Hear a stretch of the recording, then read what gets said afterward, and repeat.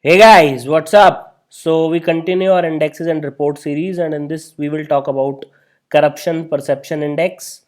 Very important, especially for essay writing as well as writing a lot of answers in polity sections.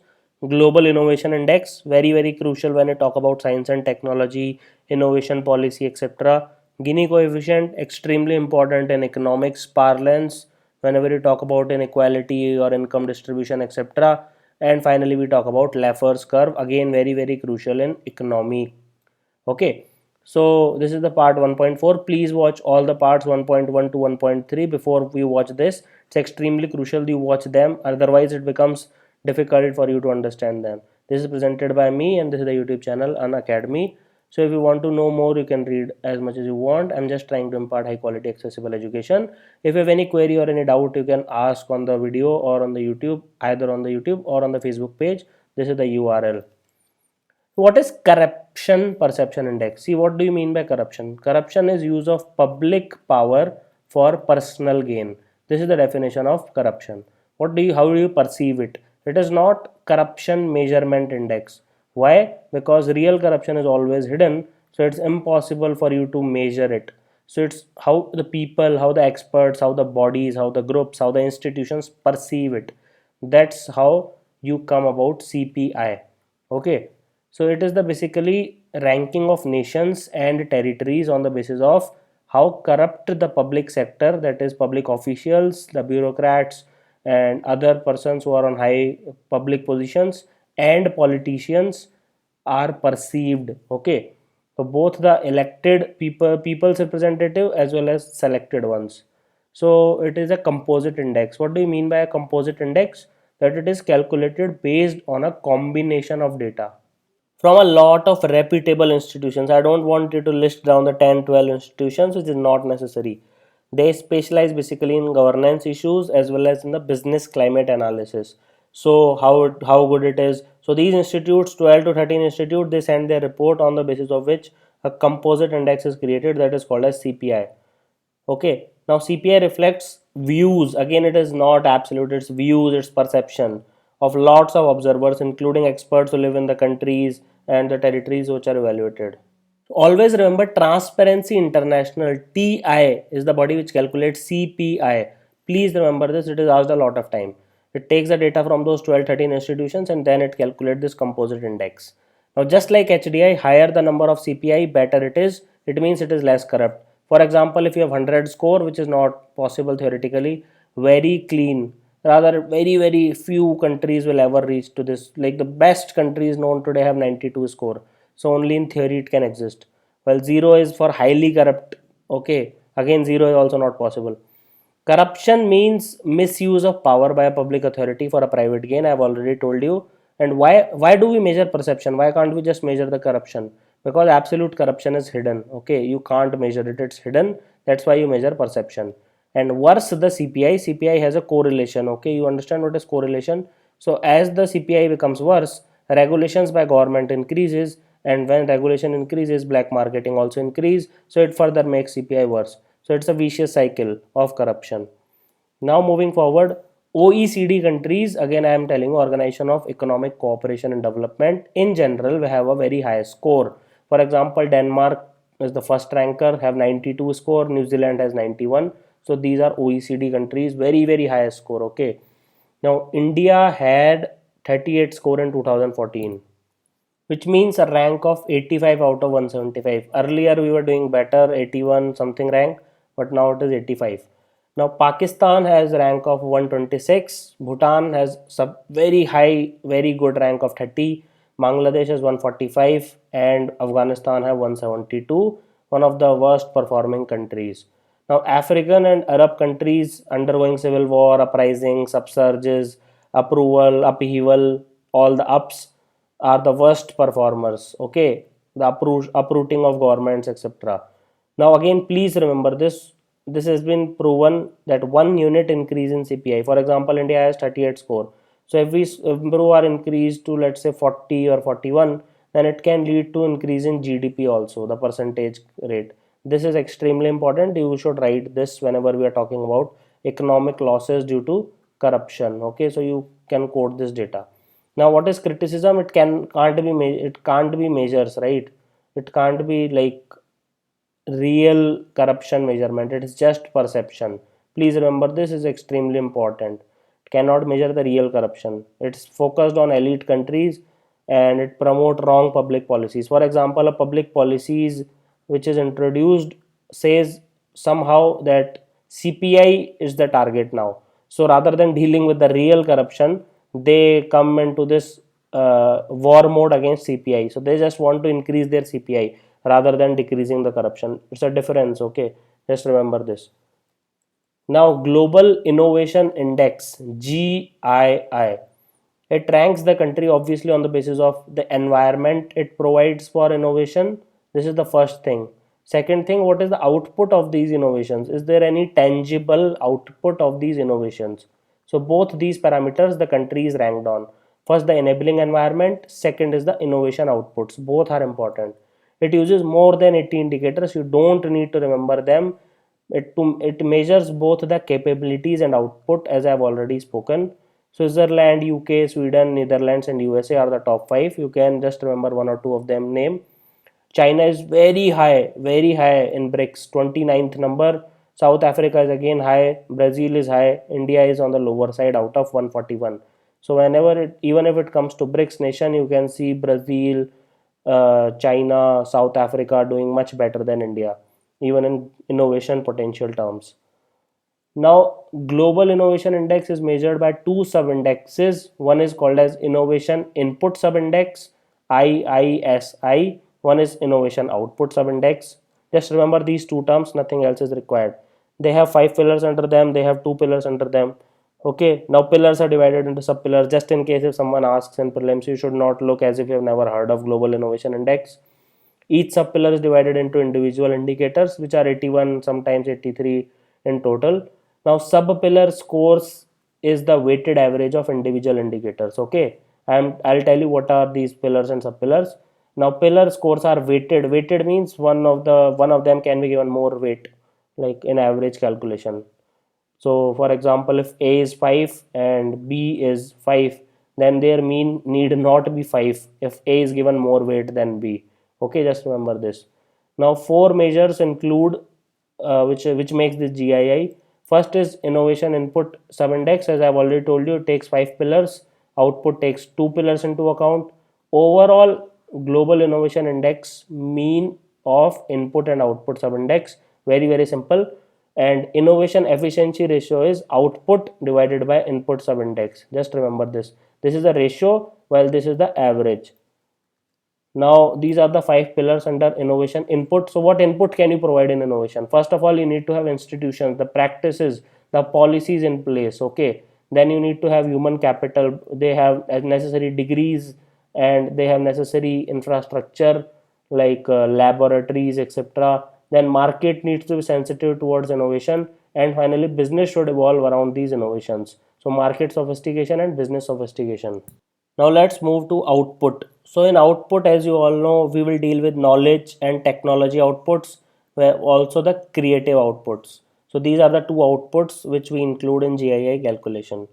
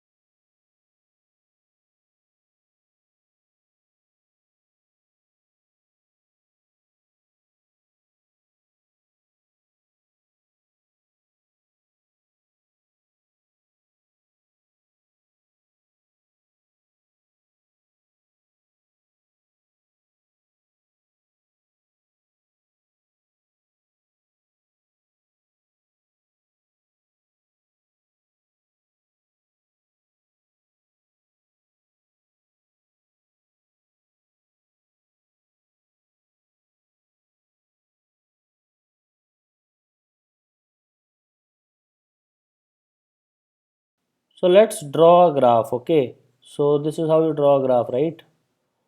So okay, so this is the y-axis.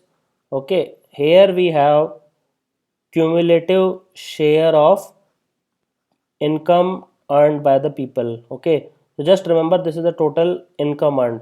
This is, we have 0 and this is 100%. So here must be 10, 20, 30. You got the point. 90% of the total income earned. And finally this, here we have share of people. Okay, share of people, the cumulative income earned from lowest to highest incomes. Again, just remember this, this is increasing in this direction, this is increasing in this direction. Okay, so this is, here we have 100%. Just remember this. So this line, if I draw a line from here to here, this is, just imagine it's a straight line, and this is at 45 degrees. So now if I show you, this is the 10% of the people and this is the 10% of the income. So at this point, 10% of the lowest people earn the 10% of the income. Again, if you go by here, so 20% of the people will earn 20% of the income. 50% of the bottom people earn 50% of the income. Is that understood? So we go on and on and on, something like that. So this is called as line of equality. It means here the Gini coefficient is 0. Now let me draw a typical curve for a particular country. Okay, so let's assume this is a curve for a particular country. Sorry for the bad drawing. Yeah, something like this. So this was a typical curve for a country. So now this particular area which comes between the Lorenz curve and the line of equality. So now this red curve is the Lorenz curve. So this area, let's assume this is, as I've already spoken, A. Now this area between line of equality and this entire area, this x-axis is B. So this area between line of equality and the x-axis is B. Okay, so the Gini coefficient is A divided by A plus B. Now I think it is easier for you to understand. So just remember this diagram, it is extremely important, it will help you a lot. This is how you calculate Gini coefficient. Now let me draw one more in this, and let's assume now this is the Lorenz curve. Okay, so in this particular case, so the value of A will increase in the blue curve, and since the value of A increases, the Gini coefficient automatically increases. Is that understood? So if this curve, if Lorenz curve, let's assume it is exactly the same as line of equality, then the Gini coefficient is 0, which means we have perfect equality. Okay, and let's assume the Lorenz curve is following the x-axis. Okay, let's assume this is the Lorenz curve. Okay, and it is following the x-axis, then it means Gini coefficient is 1. So it means we have the, because A is equals to B in that particular case. So when it follows the x-axis completely, it means that all the person combined together is earning 0% of income share. Only one person is earning everything. So it means Gini coefficient is 1. So I hope you understand now. So again, in short, so if this is the curve and this is the line of equality, okay, so in this particular case, this has, the country has, let's say, zero point 0.2 Guinea, then this particular country has 0.4 Guinea, then this particular country has 0.6 Guinea. Okay, is that understood? As the value of A keeps on increasing, the value of Guinea also increase, and if it is perfectly parallel, then it means G is equals to 1. So what are the implications of Gini? High Gini means high inequality, as I have already spoken. Gini more than 50 is considered high inequality. It is seen in case of Southern Africa, especially in South Africa. It is one of the highest unequal nation of planet Earth. Namibia, Botswana, etc. Then Latin and Central America are also highly unequal. Honduras, Colombia, Belize, Brazil is highly unequal country. It has Gini ranging in zero point 0.6. Okay. Then Asia also is very poor performer, especially the Southern Asia. Now India's Gini is around 35. Okay, so it is considered a very good score of 0.35. Okay, now OECD countries have one of the lowest Gini in entire Earth. It ranges from zero point 0.2 to zero point 0.4. Now, limitation of Gini is that it does not take into account population structure. For example, if you have very less working age group and you have lot of old age group, so it means that Gini is, in this case, will be high because very few people are earning all the income, but it does not mean the country is unequal. So if the number of aged, working population, children, etc., all should be taken into account, but it does not take into account, and it is not the indicator of well-being all the time. For example, Afghanistan is one of the lowest Gini of 27.8, does not mean it is one of the most awesome performing nations. Now, lastly, let's talk about Laffer curve. Laffer curve basically demonstrates the relationship between tax rates and tax revenue, which is collected by the officials. Now, as the taxes increase from the origin of the curve, that is from very low value, tax revenue collected will also increase to a certain extent. Okay. Now, this collection will peak at a certain point. Let's call it T star. Okay. Now, let's assume tax rate is increased to 100%. Okay, extreme right of the curve.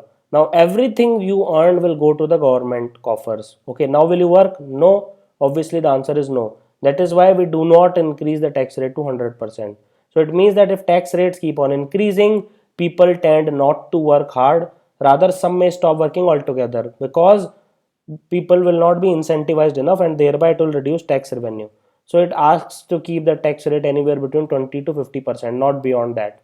That is followed by the entire world. So how do you draw this Laffer curve?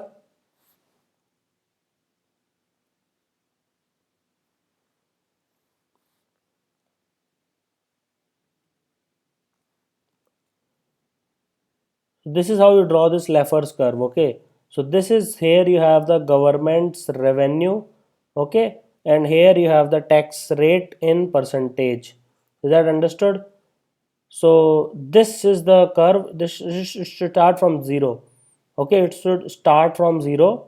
Otherwise, it will look like Gaussian curve never touches any of these axes. Just remember this. That is why it is not a Gaussian curve. This is 100. This is 0. This is the point where it peaks around somewhere. Okay, so this is the T star. So as you can see, after T star, the this keeps on falling, and government will get less of the revenue. People will also not work. That is why the rate should be somewhere between here in this particular zone, that is 20 to 50%. So that is all about this video. If you like this video, do let me know and spread the word and be a part of this education revolution. Thank you for watching the tutorial. Have an awesome day.